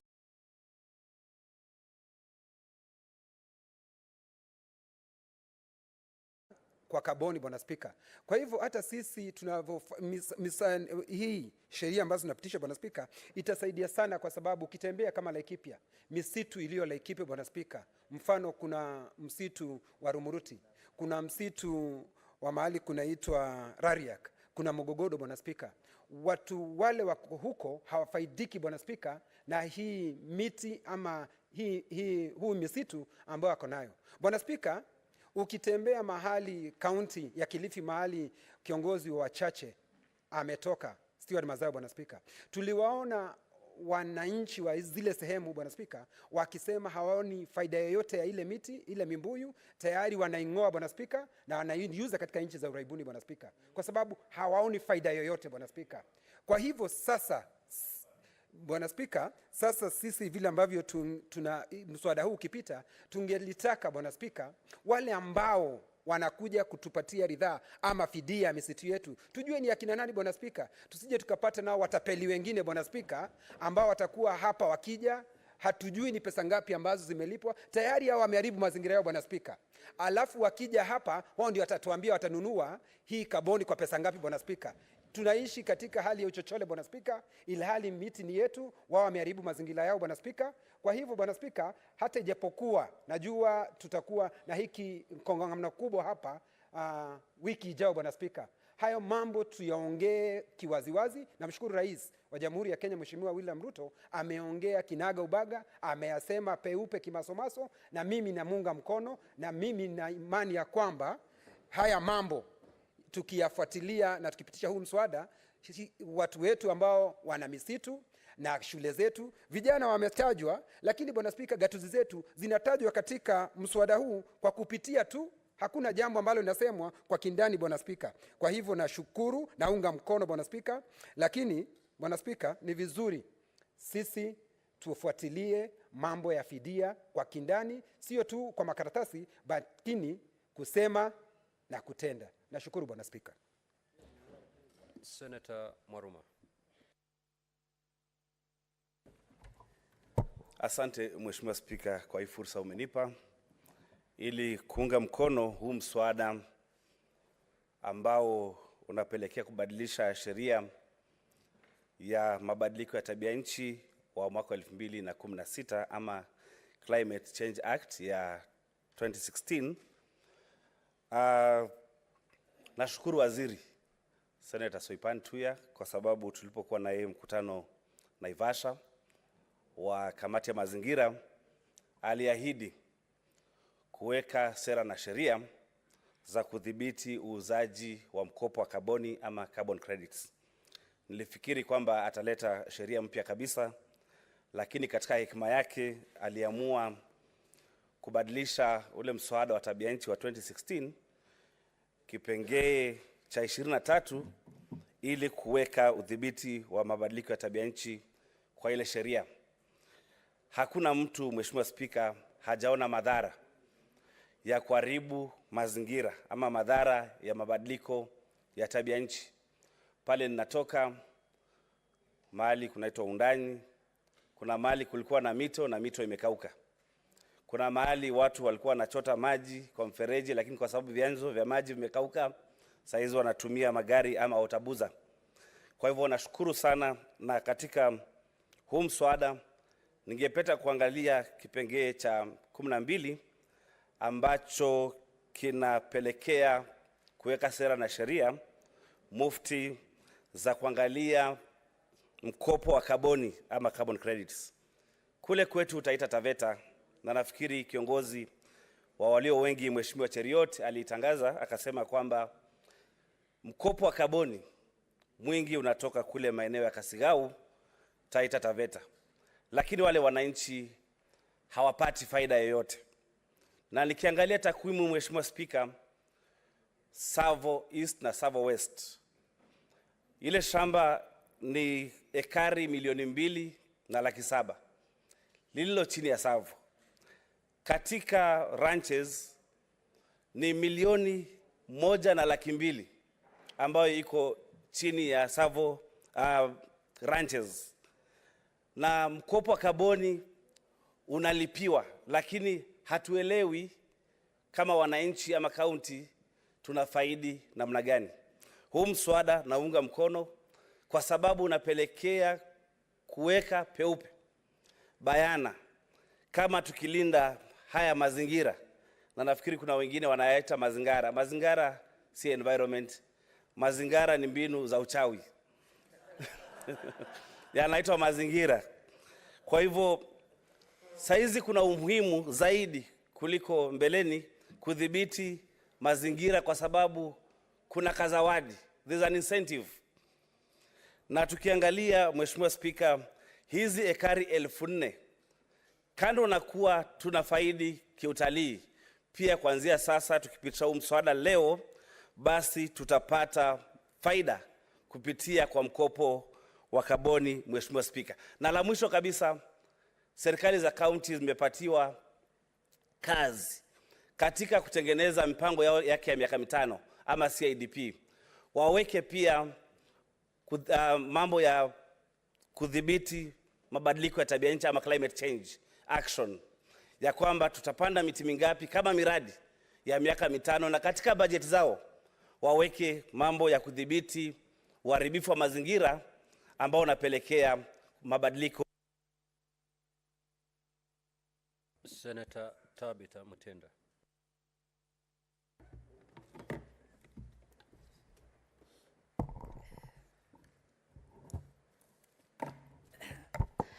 Thank you, Mr. Speaker, for giving me this opportunity, and I do rise to support this particular bill. Matters climate are matters that are very passionate to me because I'm one of the advocates, and as a business person, I do produce biodegradable bags in this country, and I really pride in the discussion of climate change, because this is the way to go, not only for us, but for the generations and the generations that will come after us. I want to start by really appreciating none other than Honorable Wangari Maathai for implementation of the Green Belt movement in regards to the advocate of planting trees. His Excellency, the President, as we speak, is also a champion on climate matters, and he has also advocated for tree planting in these countries through our schools. And I would urge in this discussion of climate change, the schools that are visiting Parliament today, we urge them, as they go back, to be able to continue and practicing tree planting in their schools and also in their homes, Mr. Speaker. I note that as a country, as a capital city, and also as a Nairobi delegation, Mr. Speaker, that UNEP is situated in this beautiful city of ours. And it is a very positive pride that we are hosting this climate summit at this particular time. It's a great honor.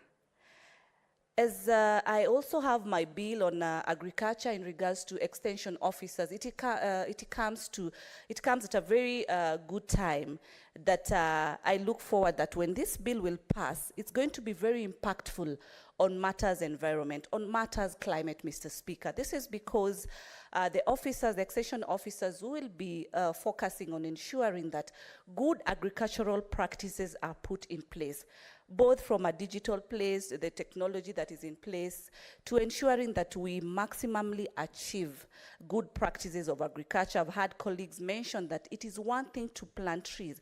It's another to maintain that tree to its maturity. And I believe through the bill of on extension officers, then we are going to achieve broadly, Mr. Speaker. Discussion on the revenues on credit carbon have been mentioned by colleagues, and yes, I want to support and agree that it is very important that the discussion of revenues is open. Who are the beneficiaries? How much is the level of the sum of beneficiary to our country? The CSR activities in terms of the people living in those particular regions, what is their benefit and how they are benefiting? This discussion should be open, this discussion should be brought to light so that there is maximum benefit. I'm happy that the CBC education is also guiding our young generation in terms of how to do the agriculture, and this extends, Mr. Speaker, not only to this, from the school level, but also back to our homes, our regions. And with these good practices put in place, Mr. Speaker, it's going to be very highly impactful. I want members also to have some time, Google me, and you'll find that I have a very unique product that concerns the environment as far as biodegradability of our products is concerned. I do pride in the product that I put in the market in this country. It's one of the products that is changing lives, and I'm happy to be in this particular discussion. Thank you, Mr. Speaker. Senator Beatrice.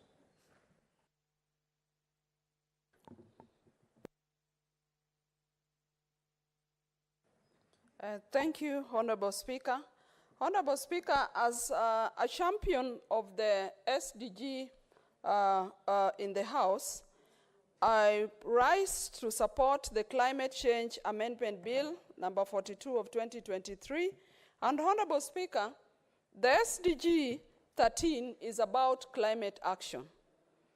Honorable Speaker, this SDG particularly calls for urgent action to combat climate change and its impact. And some of the impacts of climate change, Honorable Speaker, is about floods and drought, which are very common catastrophes that face us in this country, Honorable Speaker. And Honorable Speaker, with floods and drought, we generally end up with poverty and hunger within our country, and of course, conflicts that we generally always deal with in the House, Honorable Speaker. Honorable Speaker, urgent action on climate change is about saving lives and saving livelihoods, and generally about reducing inequalities in the community. Honorable Speaker, I support this bill as it spells out clear benefits that will be accrued by our communities. It spells out in the amendment about the consultations that will be there with our respective counties. And Honorable Speaker, it also spells out an aspect of good governance because we see that there's enhanced work of the climate change directorate that will be operationalized by the amendments that have been brought forward. And Honorable Speaker, as I support this amendment, I also call out on the ministry and the government at large that as the world moves to COP28, that is the Convention on Climate Change, at the end of this year, our country should be well prepared, the council should be well prepared so that we are able to negotiate more for more benefits to this country. And Honorable Speaker, climate change concerns all of us. I also want to allay fears to some members that have contributed here that the amendment bill also spells out a way in which the Cabinet Secretary will be giving a report to Parliament, and of course it has only been changed from biannually to annually. So there will be a reporting mechanism that the Cabinet Secretary has to Parliament about issues of climate change. Honorable Speaker, I support this amendment. Senator Kathure.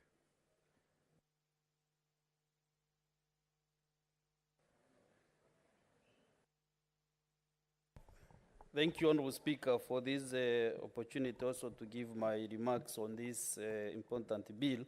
And on the onset, Honorable Speaker, I want to support this bill, which is very critical. And Mr. Speaker, actually, what the government is doing is in line with the obligations that is in the Constitution of Kenya, Article 69, 1A, which actually has given the state that it shall ensure sustainable exploitation, utilization, management, and conservation of the environment and the natural resources, and ensure the equitable sharing of the accruing benefits. Mr. Speaker, carbon credit is a huge business. And actually, Kenyans should now know that growing trees and not planting trees, growing trees should be an enterprise because a lot of benefits are in this business, Mr. Speaker. The outside world there, the Western world, has really benefited from this. And unfortunately, Kenya, some communities or some lands, some people have been given some money and there, but the amount of money that they have been given is not commensurate to what they are supposed to be getting. So, Mr. Speaker, these regulations, once enacted, will be able to help Kenyans, those who are in the business of growing trees, to benefit substantially. Because this bill, Honorable Speaker, seeks to provide for regulations on carbon markets. If we get this legal framework, definitely the communities will benefit socially, economically, and also environmental benefits. Mr. Speaker, you know the counties have huge tracts of land. And if the counties can be encouraged really to utilize those bare lands, especially where I come from in Meru County, we have so many hills. If you go to Japan, Honorable Speaker, all the hills in Japan have been rehabilitated, and trees are growing there like nobody's business. So in our counties, Actually, Nairobi is not benefiting from this because the whole of Nairobi is houses. Honorable Speaker, my colleague here, Senator Sifuna, your people cannot benefit from this business. But if you talk to us who have a lot of land, and we get good governors who can be able to communicate and to work with other people, I can be able to assist Senator Sifuna in Meru because we have a lot of views there which are bare and which need a lot of trees. So, Mr. Speaker, I want to agree with all those who have spoken here. And I want to thank His Excellency the President for taking the lead, especially on environmental matters. In the year 2016, I participated in the enactment of the Climate Change Act, which was Honorable Otichiro's bill, who is currently the governor of Vihiga County. Mr. Speaker, we did a lot to enact that bill. We really went to the depth of that legislation. And Kenya was actually one of the first countries in Africa and almost the 10th in the world to enact the Climate Change Act. And now that we are amending this act, and the president is actually the chairman of the National Climate Change Council. And now also, he is actually the guy who is spearheading the environmental matters. I also take this opportunity, Mr. Speaker, to welcome the delegates who will be coming to Kenya next week. Kenya is very hospitable. They come for the conference. And as much as possible, also they should go to our national parks, Nairobi National Park, Masai Mara, to the coast, so that they can see the diversity, including the Meru National Park, which is one of the ecosystems. Senator Osotsi. Thank you, Mr. Speaker, for the opportunity to also weigh in on this very important bill. Mr. Speaker, from the onset, I want to say that I support this bill because this bill is long overdue. Mr. Speaker, matters of carbon trading, they are matters which are very weighty, and Africa and Kenya has not been in a better position to take advantage of carbon trading because of lack of appropriate policy and legal framework. So these amendments proposed in this bill, Mr. Speaker, will actually open the channel for Kenya to maximize on its carbon credit potential by ensuring, Mr. Speaker, that we create the appropriate path for carbon trading. We have the appropriate mechanism for regulation of carbon markets. Mr. Speaker, it will also provide an opportunity to have the National Climate Change Action Plan, and also, most importantly, Mr. Speaker, how do people or communities participate in carbon markets? Carbon credit trading, Mr. Speaker, is very, very, very crucial, especially in our counties. And I want to echo the sentiments by Senator Muma that this bill talks very little about how counties can be involved in this process. We do not want counties just to be lumped together with the community initiatives. As a Senate, I think every bill that is presented to us, we must look at it and see what are the interests of the counties in that bill. That's very important.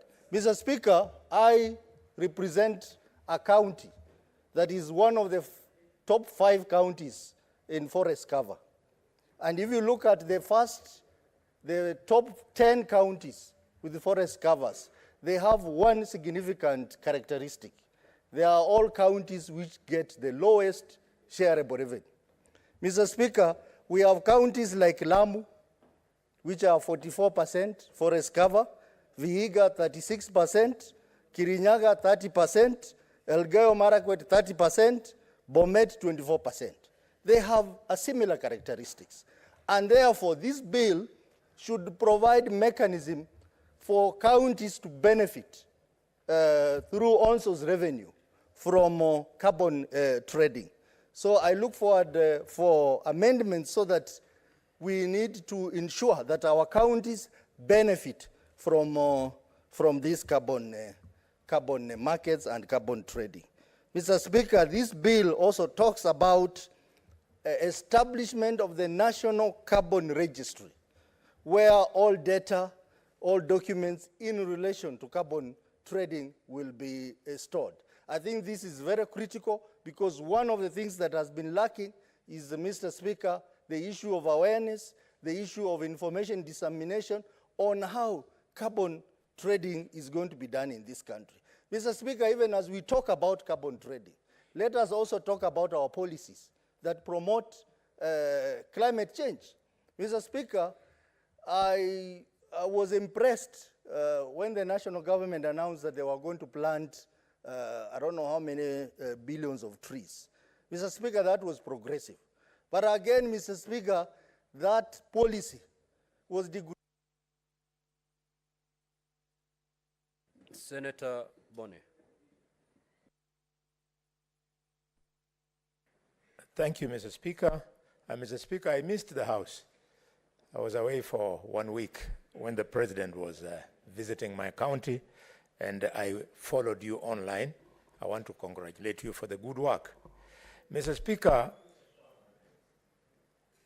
I want to extend my congratulations to the Governor of Vihiga, His Excellency Otichilo, for his forwardness in legislation when he came up with this bill, and we joined the National Assembly as the Senate and agreed with them.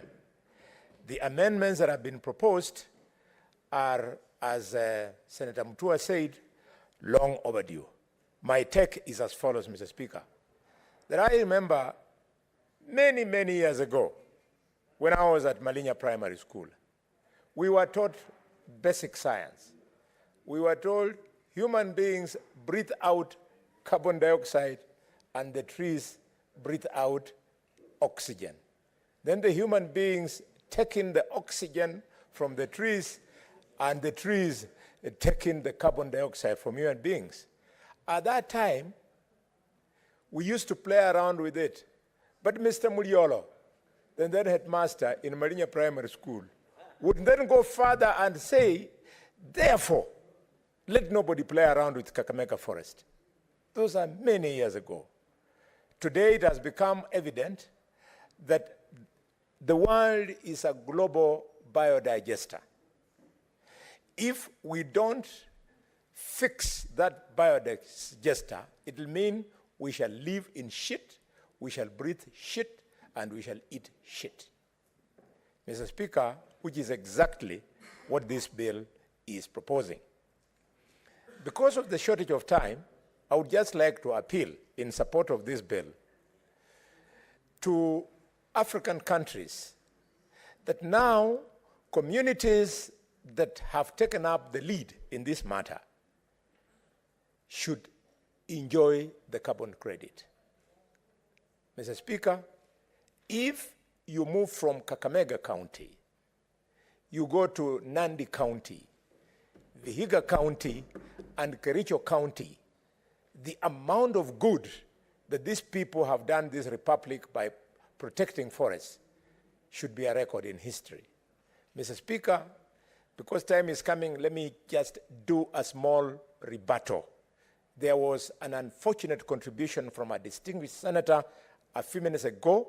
I didn't want to waste time, points of order. I want to register a strong rebuttal that Professor Wangari Muta, or rather Professor Madai, was not mad. Professor was the chairman of the Department of Human Anatomy at the University of Nairobi. Some of the people who are making this contribution, we don't even know whether they went to University of Jepkupe. Mr. Speaker, Senator Mboni, because I was around, what the Honorable Senator said is that many people confused Professor Wangari Maathai as a man-woman. Confused. Now, because the member is not here, I request that maybe we will check on the answer. Yes. because the presiding officer is also not agreeing with you. I have no problem. So I request we check on the answer and whether that is what she said. Unless if she's here to also maybe give the clarification.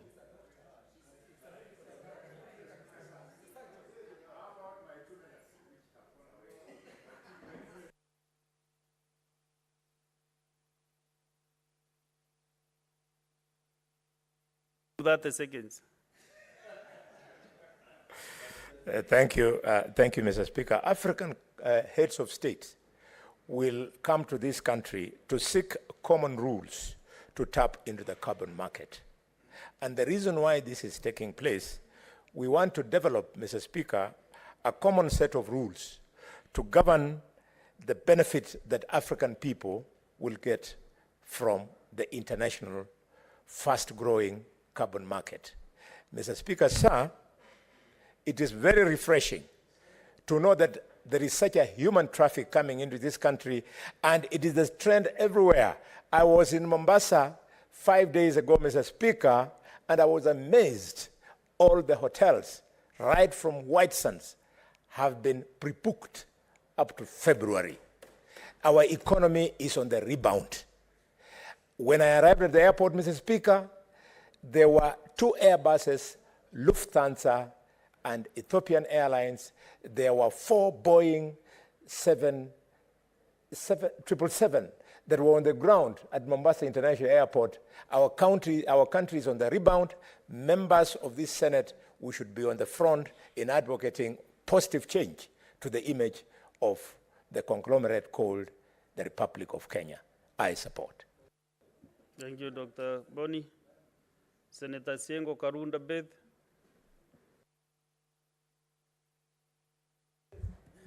Thank you, Mr. Speaker. Sir, I stand to support this climate change amendment bill. Mr. Speaker, this bill is giving us a chance to combat desertification. It is giving us a chance to tackle land